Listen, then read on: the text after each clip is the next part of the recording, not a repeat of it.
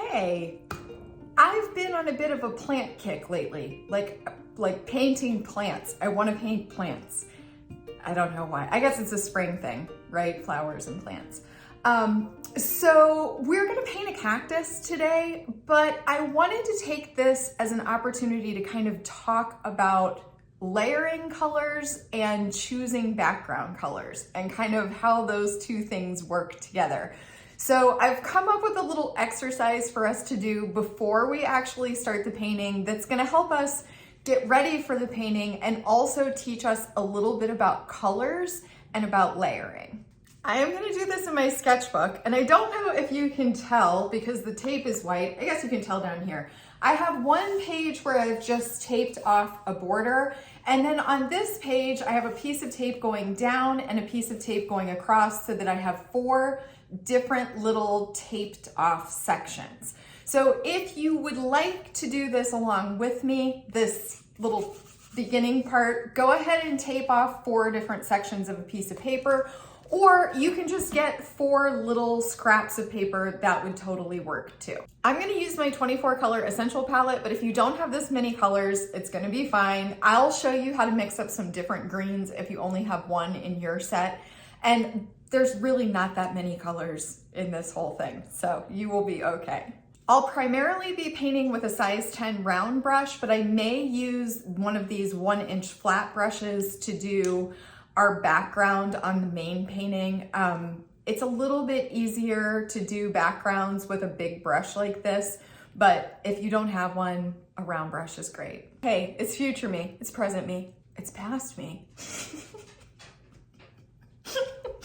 What I want to say is I told you we were going to use like a size 10 and a 1-inch flat brush. We do use a size 6. I've already painted the thing. So I'm speaking to you from the future, which is now the past. Man, okay. You might want a smaller brush. And at the very, very end, we'll add the little spiky pokey bits with a white gel pen. This is a Uniball Signo white pen. This is the best one that I have found. I've tried many different ones. This one seems to be really consistent and not clog, which is kind of amazing. I'm gonna show you a reference photo, but we're not painting this exact thing. It's just to show you what kind of cactus I'm talking about. It's one of these. I don't know what this is called. It's the kind where they're just like big loops that all kind of attach to each other. They're big ovally shapes. This is what we're gonna paint, but we're gonna just freestyle it because they attach in all different kinds of ways. And ours is gonna be a more like interpretive vision of what this looks like. But I wanted you to have a reference so that I'm not just going, you know, the big cactuses that are like round and they're attached to each other. It's this. This is what we're gonna do. This is one of those paintings where you can really take a systematic approach because it's got all these different little sections. If we tried to paint all of these sections all at the same time, they would all just run together. So the way that I approach this type of painting is to do basically like every other one so that you're painting one that does not touch another one until that one is dry. So what we're gonna do with our little practice boxes here is we're gonna paint just one, which is gonna essentially teach us how to paint this whole painting because they're all the same. You're painting the same thing over and over again. We're gonna paint just one, but I wanna start on just white paper, no background, just painting one of these little sections. And then in each of the other boxes, we'll put a background color down first and paint the little section on top. This is not something that we've done before where we've painted the background in first and painted the painting on top, but I want you to see how it can actually work to your advantage in some cases, disadvantage in other cases, but the goal is to sort of get an idea of what happens when you layer colors on top of each other and how you can use that when you're doing a background. Have I totally confused you at this point? Maybe. We're gonna just start painting and then I think it will all make sense. So get out your paints. So what we're gonna do is we're gonna just paint one of these ovally kind of shapes in our first box. We're not doing a background on this box. We wanna just paint this on white paper so that you can see sort of how I'm approaching painting each of these different segments. So we're gonna do wet on wet for this. So you're gonna go ahead and you're gonna get some water on your brush. And then we're just gonna paint that kind of loopy shape. And these are just practice, so it really, really does not matter how big or small they are, how tall they are. This is for example purposes only. So there's the water on our first little square. And now I'm gonna go into my greens, and I'm gonna choose this sort of light green, and I'm just gonna start dropping in some color into that water. So I'm gonna focus mostly on the left side here, because the thing that's gonna make this interesting is the variation in the colors in each little leaf segment. I don't know what we're gonna call it. But so you're putting down some green, and then you're gonna go for a dark green, whatever your darkest green is. So this is dark and this is dark. You can do a combination of the two. If you do not have a dark green, if you only have one green, let's say your green is more like this, you can add a little bit of red to that, and that will darken it up for you some. The other thing you can do is you can add a little bit of blue in there, and that will give you an even darker color. You can see we've gotten sort of close to that just by mixing those colors. So you can take your light green, you can mix in a little bit of red, which is the complement to green. And then if you want to take it even a little bit darker, try adding a little bit of blue. You can kind of play around with this until you get the shade that you want. But we want to take some of that dark and we want to put that in. Again, I'm going to put the darks on the left side and I'm going to keep the right side lighter. So we've got our dark green in there. I've cleaned off my brush a little bit, and I'm going to grab some yellow. And I'm gonna put some yellow in on the right side here. So now I've got the lighter color on the right and the darker color on the left. Now I can darken this up even more by going back to that really dark indigo, that dark blue, whatever dark blue you have. And we can add a little bit of indigo in there too. And this will give it even more variation in the color. And you might want to take your darks over further into the yellow. You might want to leave it more to the left. It is however you want to do it, but it's just giving the idea that we've got, you know, sort of lights and darks happening in this section of the cactus. So that is really that's really it. That's really all that there is to this whole thing, because like I said before, we're going to paint each one the same way. But it's just a matter of knowing that you need to do ones that aren't touching so that they don't all run together, but we're painting them all the same way. So we're gonna leave this one for a second and it's gonna dry, and then we'll be able to sort of see how this looks with no background at all, just white.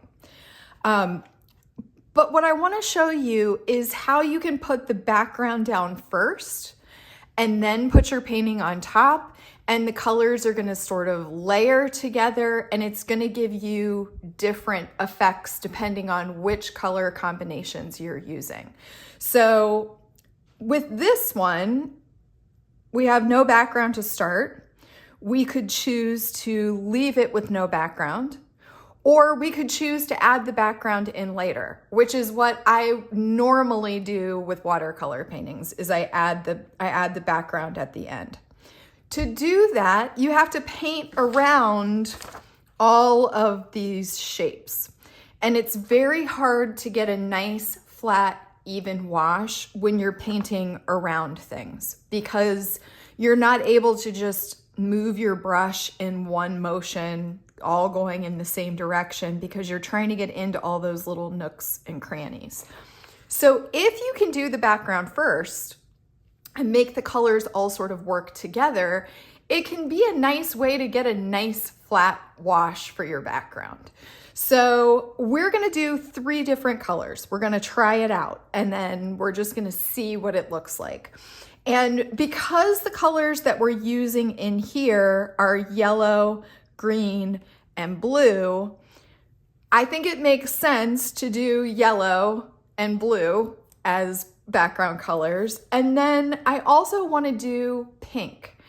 And the reason I want to do pink is because red is the complement to green, as we already saw. And anytime you do complements together in a painting, there's going to be a lot of contrast, which is going to make it very eye-catching. So I think that I don't want to do like a dark red, because if we do something really dark, it's going to be hard to put this on top of it. So I'm going to keep all of the backgrounds pretty light, but I think a nice pink could work. So for this one, for this little square, let's just start with yellow. We'll start with yellow, and let's see. I am going to keep it fairly light. So we're just gonna fill this whole box. I'm not gonna worry too much about getting it really, really even, because this is just like a practice thing. But yeah, we're just gonna fill this one with yellow. And then this one we will fill with blue. So I'm gonna go back to that indigo, the darkest blue that I had. And I'm just gonna water it down a little bit so that it's not so saturated, because like I said, we do wanna keep this kind of light, keep the background kind of light, so that we can layer our leaf colors on top, or cactus colors. I know it's not a leaf, right? Is it a leaf? I'm not sure. Anyway, okay, so we're gonna do this one blue. And then I want to do this one in pink. So I'm going to choose this cherry red. If you don't have this exact set, just go with your red. Just go with your red color, and then dilute it down to make a sort of pink color. And we're just going to take that, fill that other square up with the pink. I might have gotten that just a little bit too light. I'm gonna darken it up just a little bit. I wanna be able to tell that it's pink. There are our background colors. Now at this point, we've got to let the backgrounds dry completely, and then we can come back and we can do our little leaf shape on top of each one. Okay, our backgrounds are dry. This is mostly dry. I did want to point out, I used a heat gun to dry these so that I could speed the process along. And a heat gun does sort of move the paint around. It kind of pushed a lot of the pigment down here to the bottom. That happens. Just be aware of it. If you don't want any disturbance in your paint, which like for something like this, I don't mind it, but if you're painting something where you really don't want your paint to get disturbed, you got to just let it dry. Even a heat gun will move it around some. So just be aware of that. So at this point, we're going to go ahead and paint in 3 more little leaves, just like we did up here on our background colors. So we're going to do water first. And we're just making that sort of, I keep wanting to say it's a loop, but a loop would be like hollow. So that's not exactly accurate. And it's not exactly an oval. I'm not positive. Anyway, so we start with our green. We add our green down into our water there. And then we go into our dark green, whatever our darkest green is, and we're gonna put some of that in there. We're gonna let that all hang out. And then we go to our yellow and we put our yellow in. And we're gonna let our yellow sort of mix in there with the greens. So you can already tell, I'm just putting a little bit more yellow in here. You can already tell that it looks different, right? Because we've got this yellow background and we've added these greens and the yellow. So already the green is going more on the limey side because it's picking up the yellow behind it, right? So let's go ahead and let's add in some of that dark blue, just like we did with the other one. I'm gonna keep it on the left side. I might need some more dark green too. And these don't all have to be identical or anything like that. It'll still give us the general idea. I'm just putting more blue in there. I might need to put some more of that medium green in there too.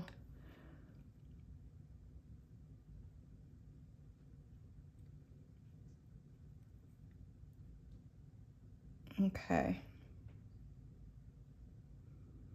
So let's let this just sort of hang out and dry, and we'll see what it looks like when it's all finished, sort of mixing together. When you do wet on wet, a lot of times as you can see, like when I lift up on the paper, it kind of shifts this way. You end up getting a lot of movement in there when you do wet on wet. But that's sort of the fun of it, I think. Like for me, it is. But it might change. It will change as it dries. So let's leave that one and let's just go ahead and do this one. So same thing. We're doing that same shape. So you can see where this is definitely teaching you how you're going to approach this painting, right? Because we're just going to do the same thing on all of these different sections. And you could do different colors. You don't have to do the colors in this exact order. You could do them however you want to do them. And you wouldn't even have to do green if you didn't want to. You could make a rainbow cactus. I would encourage you to do that. I think that would look really cool. So on this blue background, we can see it looks really different, right? It already looks different from these two. This yellow seems a lot more vibrant on the yellow background. Over here on the blue background, the yellow's turning sort of green. We've lost a bit of the yellowiness of it. Let's go ahead and put our blue, our dark blue in there. I have a big puddle of water. If you get a big puddle of water, you just dry your paintbrush off and you can kind of soak it up. You know, with wet on wet like this, you are going to get puddles. We're adding a ton of paint and a ton of water, so that is going to happen, and that is okay. All right, I think I'm going to put a little bit more of this medium green in here, but you can tell on the green background, it's all sort of going green. Let's try adding a little bit more. I might have too much green on my brush there. Just clean that off. I'm gonna probably have to change my water eventually too, because my water is getting very green. That's another thing to keep in mind. You may need to change your water as you paint. This one definitely looks greener all around because we put green and yellow and blue on top of blue. It will be interesting to see how these dry out, because obviously this one's dry, and so it looks a little bit different, because watercolor is always going to dry lighter, but you can kind of tell the difference that you're getting just by having that background down first. I need to stop messing with this. Okay, I'm gonna stop messing with that. All right, now we need to do this one. So same thing, we're gonna put the water down first. And we're gonna go for our medium green. So green and red are complements, right? And green and red can sort of make like a brown color if they're mixed in like equal parts. So I think what's going to happen here is it's warming up our green. It's making our green feel more like a natural green than like this one. We've got more of like a blue green. It's kind of hard to tell on these because they're not dry yet. Oh, I did the blue before I did the yellow. That's okay. That is all right. All right. And now we need to put our yellow on there. Okay, so now the other thing that's happening is our yellow is going on top of this pink, and we're getting a warmer yellow that's more of an orange. You can see that this yellow on top of the pink definitely is reading warmer. It's definitely reading more orange. I think I want to do a little bit more blue in here. And let's put just a little bit more of that light green in there too. All right, guys, do you guys have a favorite? Which one is going to be your favorite background for our little cactus segment? All right, we're going to let these dry and then we'll come back. So if you go with no background, you're getting the truest colors, right? Because there are no colors laying underneath it that are going to impact the watercolors that you put on top. So the colors are what they are when you use a white background. And then if you want to, you can go around that object in any color that you want and still have the true colors of your subject because you didn't paint the background first. That is one choice. That is a choice that I go with a lot. But you also have some other options. If you're doing something like this where all of our colors are going to be basically the same, and you choose to use one of those colors like yellow or blue as your background color underneath, you are going to get a very harmonious looking painting. Like it all sort of fits together, right? But this one, we are getting more of a yellow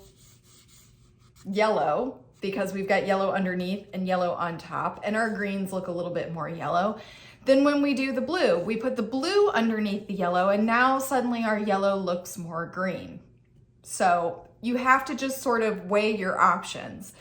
With the complementary color, which we're calling this, the complementary color is red to green.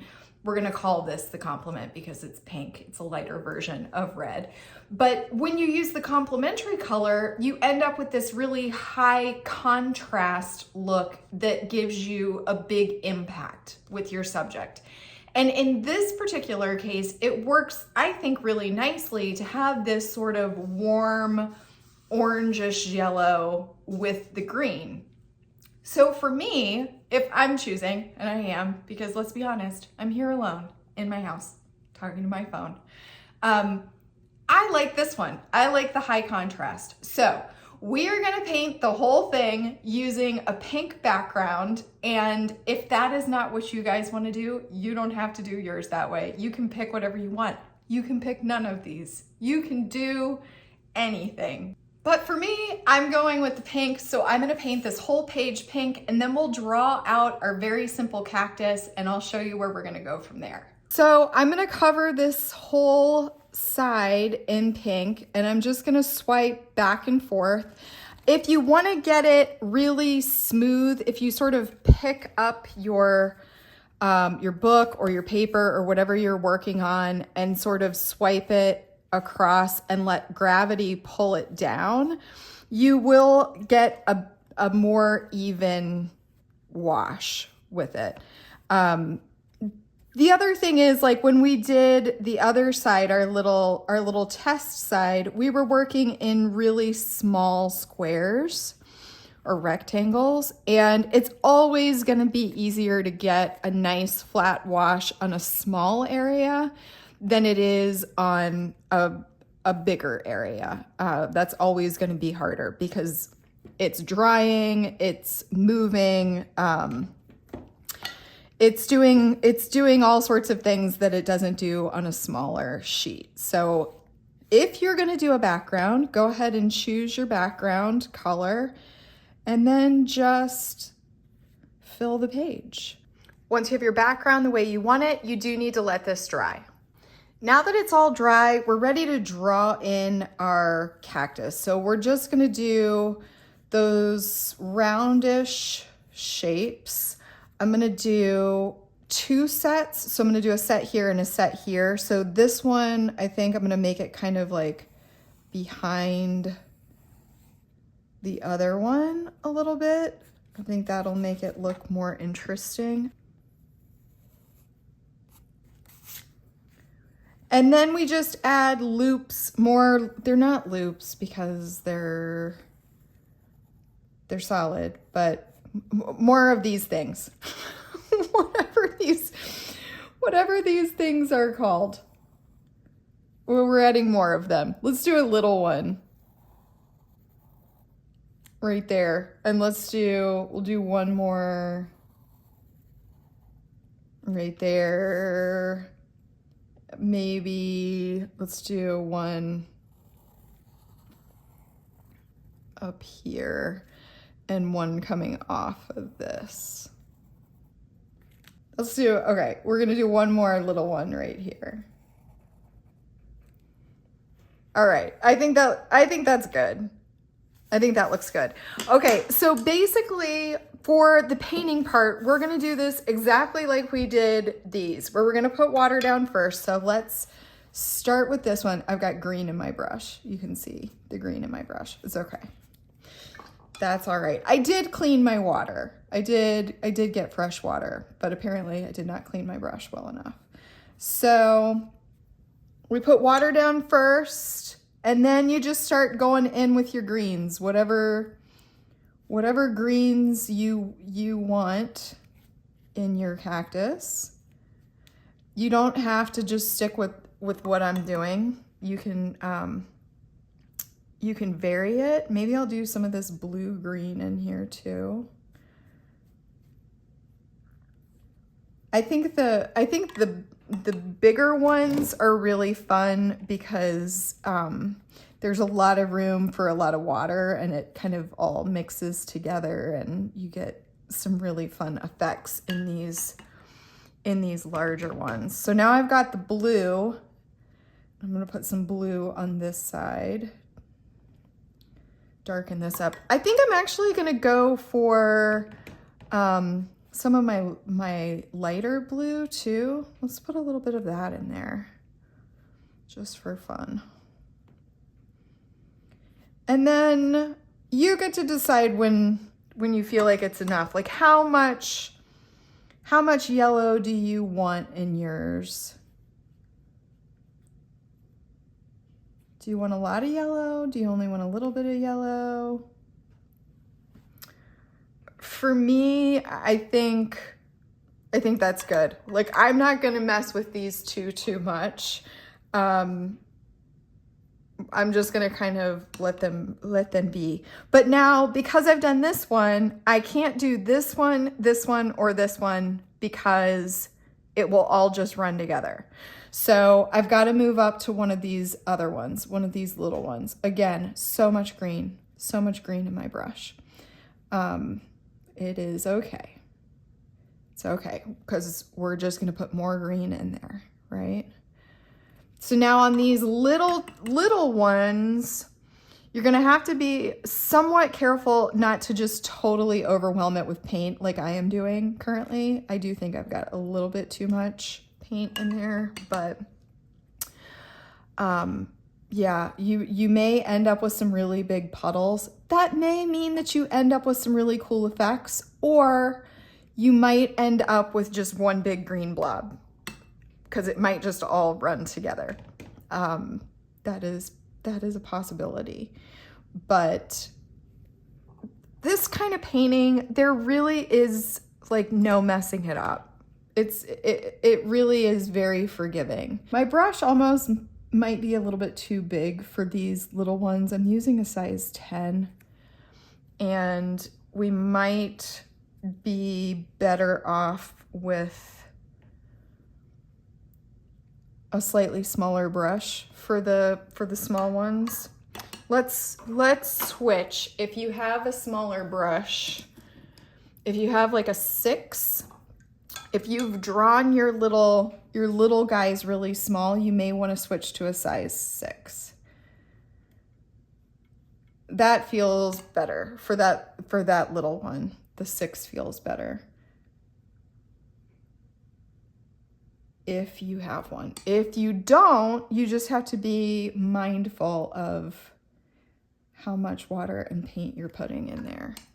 But the steps for these have not changed. We are still just putting in greens and yellows and some blue. And don't forget, if you want to do some lighter blue in there, go for it. You could put pink in there. You can do whatever you want to do. Even though I'm using a smaller brush, I feel like I'm still getting a little bit too much paint in there. So I'm just drying off my brush like I showed you before. You can dry off your brush and then just take a little bit of that paint out. I think I might take a little bit of this out too. Lifting some of that paint can give you some interesting effects too. All right, so now we need to pick the next one that is not touching a wet one. So we're gonna do this one.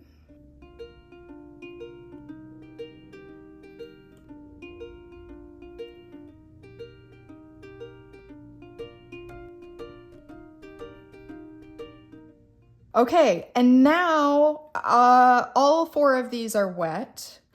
So I have to let these dry, and then I can go in and I can do all of the rest of them. Now that these are dry, I'm just gonna do the exact same thing to all of these other segments.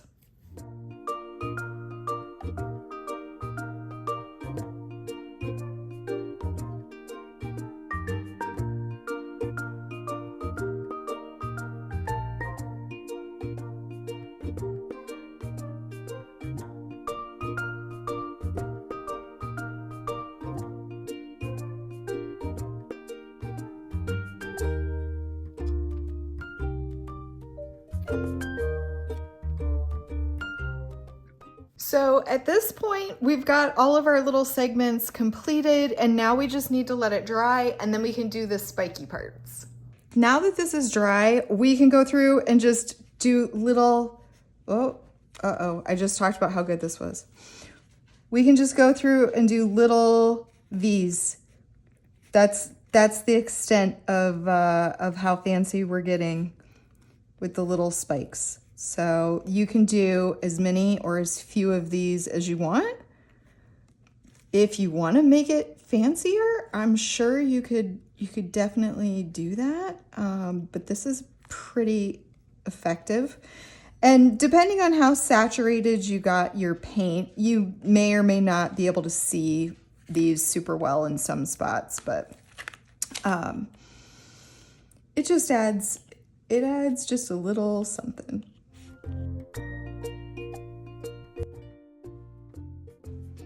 I think we're done. Hopefully you guys were able to take something away from our little exercise with the backgrounds, and it'll be something that you can use going forward. And if not, if you were just here for the painting and you got a cactus out of it, I hope you enjoyed that part.